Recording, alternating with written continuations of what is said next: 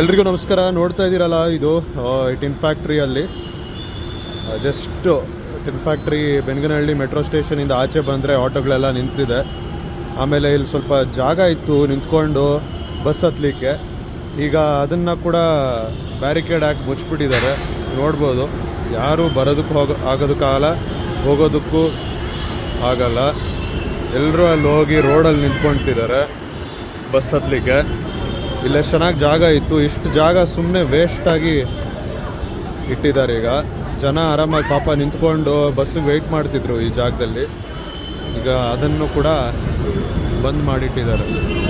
ನೋಡಿ, ರೋಡಲ್ಲಿ ಬಂದು ಬಸ್ ಹತ್ತುವಂಥ ಪರಿಸ್ಥಿತಿ ತಂದಿಟ್ಟಿದ್ದಾರೆ. ಇವಾಗ ಇಷ್ಟೊಂದು ಜಾಗ ಏನಕ್ಕೆ ಇಟ್ಟಿದ್ದಾರೋ ದೇವ್ರಿಗೆ ಗೊತ್ತು. ಏನು ಉಪಯೋಗ ಇಲ್ಲ, ಏನಿಲ್ಲ. ನೀಟಾಗಿ ಬ್ಯಾರಿಕೇಡ್ ಹಾಕಿ ಮುಚ್ಚಿಬಿಟ್ಟಿದ್ದಾರೆ. ಯಾರಾದರೂ ಹತ್ತಬೇಕಂದ್ರೆ ಅಲ್ಲಿಂದ ಜಂಪ್ ಮಾಡಿಕೊಂಡು ಅದಾದ ನಂತರ ಈ ಕಡೆ ಬರಬೇಕು.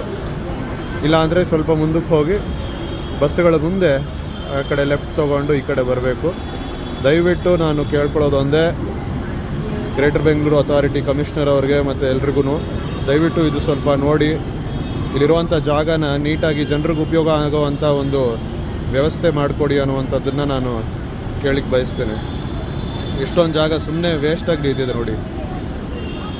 ದಯವಿಟ್ಟು ಇದನ್ನು ಸ್ವಲ್ಪ ಗಮನ ಹರಿಸಿ ಪ್ಲೀಸ್.